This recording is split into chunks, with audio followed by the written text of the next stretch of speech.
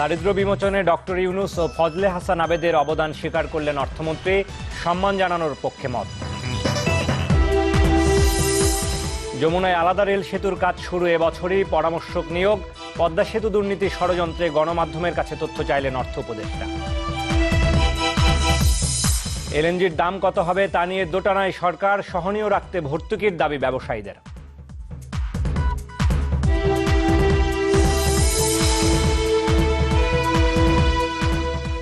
দর্শক আমন্ত্রণ, bless lighting solution business 24 রাতের আয়োজন। শিরোনাম শুনছিলেন, পুরো সংবাদের সাথে থাকবো আমি বাবু কামরুজ্জামান।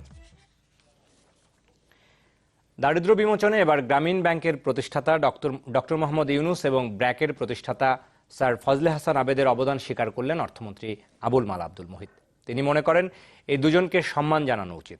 সকালে রাজধানীর এলজিইডি মিলনায়তনে এসডিএফ এর এক অনুষ্ঠানে এসব কথা বলেন অর্থমন্ত্রী। গ্রামীণ ব্যাংক নোবেল বিজয়ী এই প্রতিষ্ঠানটিতে এখন যুক্ত নন প্রতিষ্ঠাতা ডক্টর মোহাম্মদ ইউনূস। বর্তমান সরকারের সময়ে ব্যবস্থাপনা পরিচালক হিসেবে তার বয়স উত্তীর্ণ হয় তাকে অব্যাহতি দেওয়া হয়।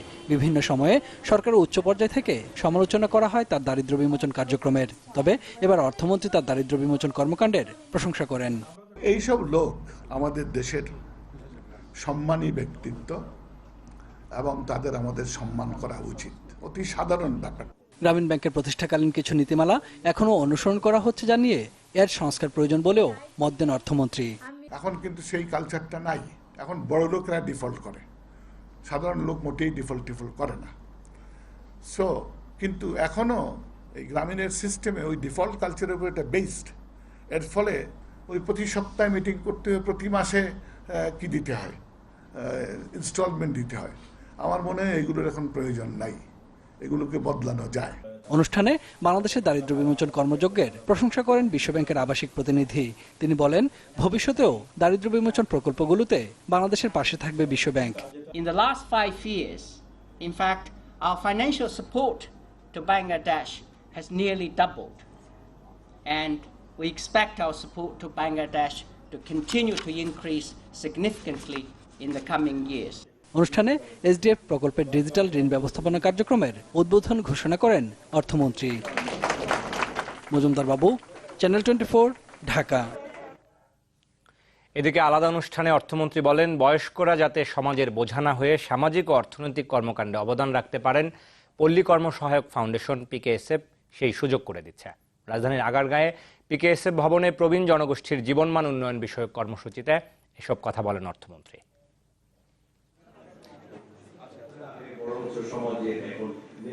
গোষ্ঠীর উন্নয়নে পিকেএসএফ কাজ করে যাচ্ছে। দারিদ্র দূরীকরণে বহুমাত্রিক কর্মসূচিও চালু রেখেছে সংস্থাটি। এসব কর্মসূচির আওতায় রয়েছে বয়স্কদের জন্য সামাজিক কেন্দ্র স্থাপন, বয়স্ক ভাতা প্রদান, বিশেষ সঞ্চয় ও পেনশন স্কিম গঠন সহ নানা কার্যক্রম। যমুনা নদীর উপরে বঙ্গবন্ধু সেতুর পাশে আলাদা রেল সেতু নির্মাণ কাজ এবছরের মধ্যেই শুরু হবে, এমন তথ্য জানিয়েছেন রেলমন্ত্রী মুজিবুল হক। সকালে রেল ভবনে এ বিষয়ে একটি চুক্তি অনুষ্ঠিত হয়। পরামর্শক নিয়োগে জাপানের 2টি ও দেশীয় একটি প্রতিষ্ঠানের সাথে চুক্তি সই হয়। রেল সেতু নির্মাণে খরচ হবে ৯,৭34 কোটি টাকা। এর মধ্যে পরামর্শক নিয়োগে ব্যয় হবে ৭৪৭ কোটি টাকা। রেলমন্ত্রী মুজিবুল হক জানান, বঙ্গবন্ধু সেতুর ৩০০ মিটার উজানে ৪.৮ কিলোমিটার রেল সেতুতে থাকবে dual gauge double rail line.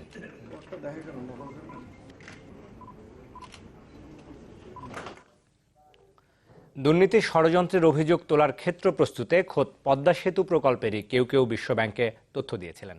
এই অভিযোগ প্রধানমন্ত্রীর অর্থ উপদেষ্টা ডক্টর মশিউর রহমানের। চ্যানেল 24কে তিনি বলেন, যেসব সূত্রের বরাতে গণমাধ্যম তখন এসব খবর প্রচার করেছিল তাদের সম্পর্কেও সরকারকে জানানো উচিত। বিস্তারিত আরিফুল সাজ্জাদের রিপোর্টে।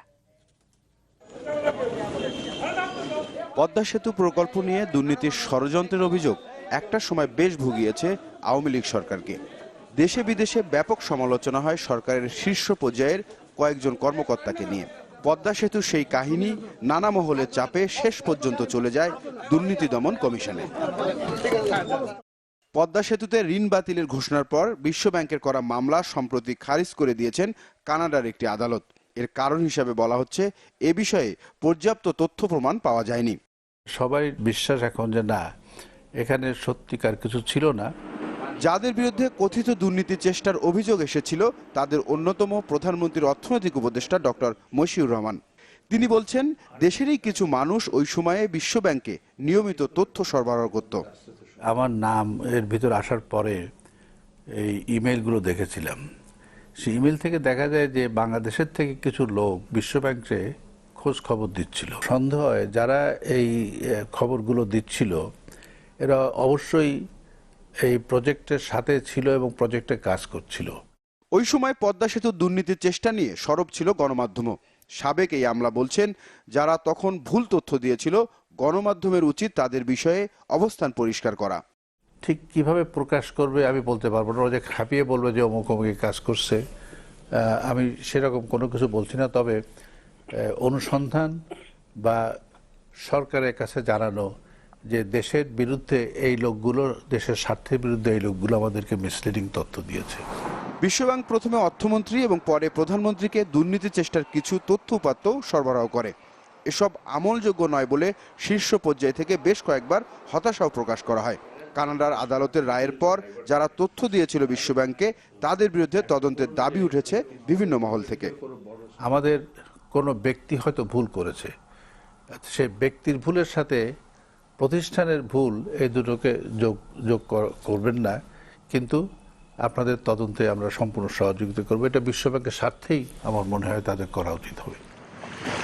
এত কিছুর পরেও নিজস্ব অর্থায়নে এখন পর্যন্ত পদ্মা সেতুর কাজ শেষ হয়েছে প্রায় 40%।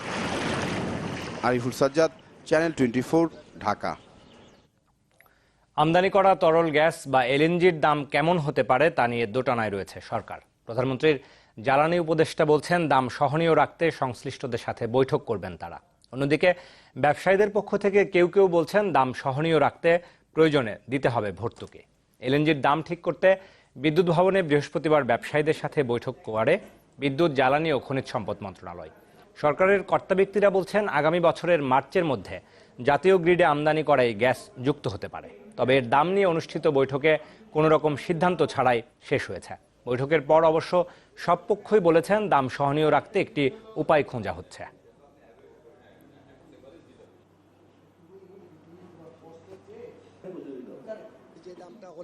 একটা দাম তো আমাদের ধরে নিতে হবে যে যেটা আমদানি করতেছি সেটা তো আমরা বদলাতে পারবো না, কিন্তু আমদানির পরে আমরা আভ্যন্তরীণভাবে ট্যাক্স দিয়ে কিভাবে একটা দাম ধরা যায়, যে দাম ধরলে আমাদের যে গ্রাহক যারা তারাও এটাকে ব্যবহার করতে পারবে, সাশ্রয়ী হয়ে অর্থনৈতিক উন্নতি হবে, দেশের জন্য মঙ্গল।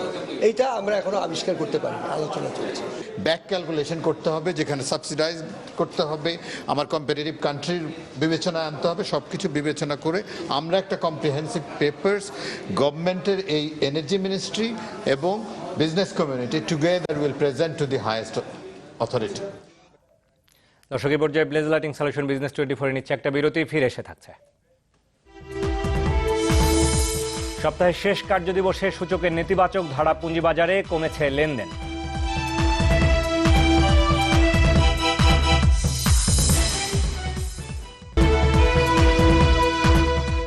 দর্শক, আপনারা দেখছেন ব্লেজ লাইটিং সলিউশন বিজনেস 24 রাতের আয়োজন। এবার জানাবো শেয়ার বাজারের লেনদেনের খবরাখবর।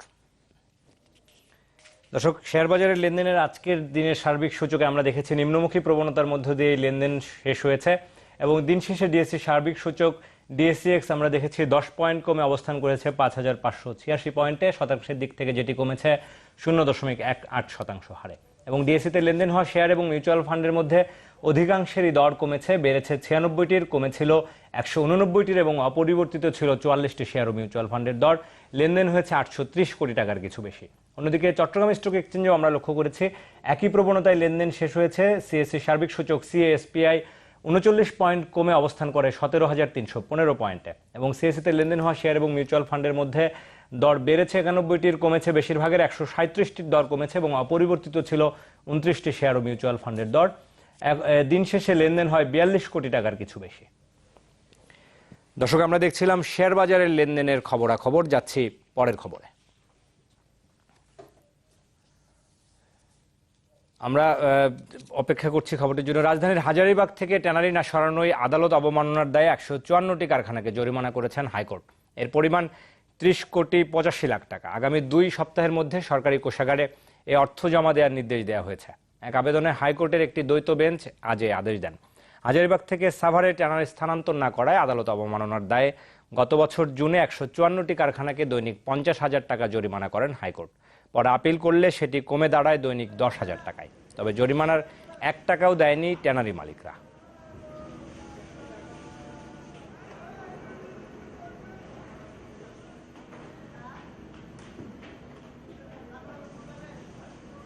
আমরা আবেদন জানিয়েছি আদালতকে যে তাদেরকে এই ইন্ডাস্ট্রি ইলেকট্রিসিটি বন্ধ করে দেওয়া হোক, অথবা তাদের ব্যক্তিগত হাজির হতে দেওয়া হোক, অথবা অর্থগুলো দ্রুত পরিশোধের নির্দেশনা দেওয়া হোক।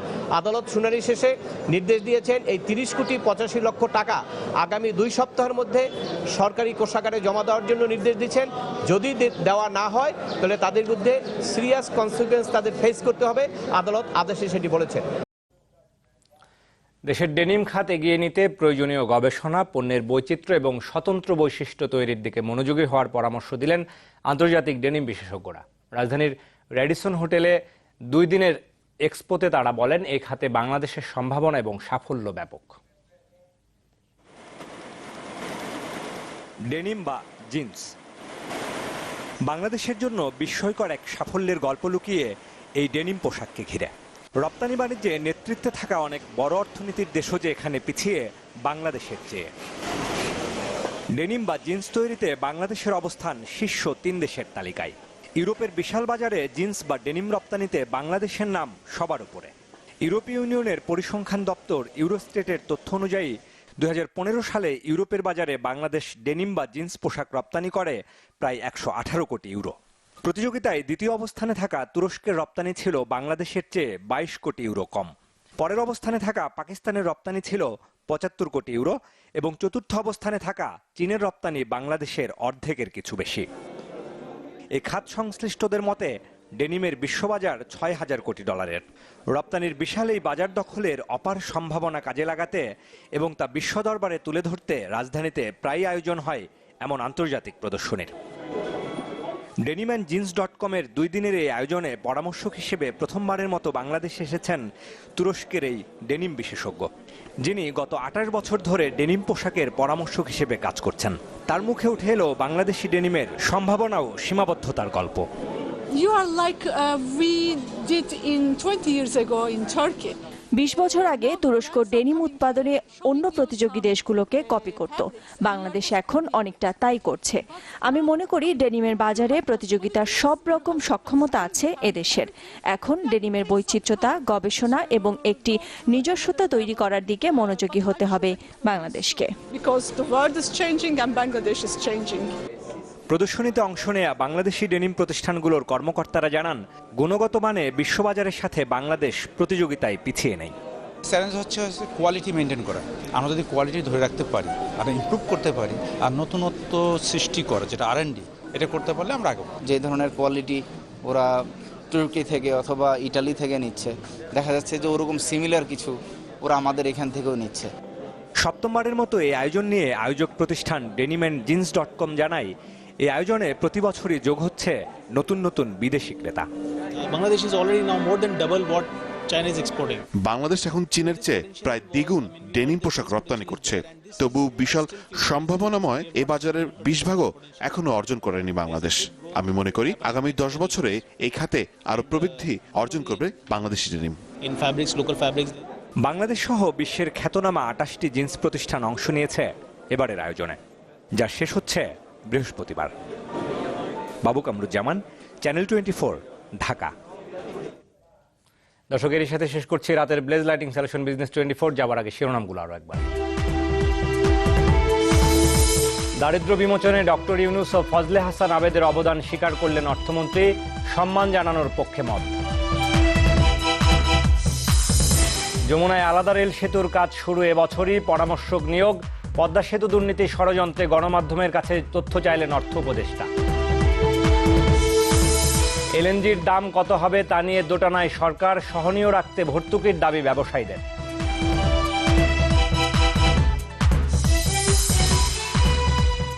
দর্শক, আমাদের ব্লেজ লাইটিং সলিউশন বিজনেস 24 রাতের আয়োজন ছিল এটুকুই। এতক্ষণ সাথে থাকার জন্য সবাইকে ধন্যবাদ।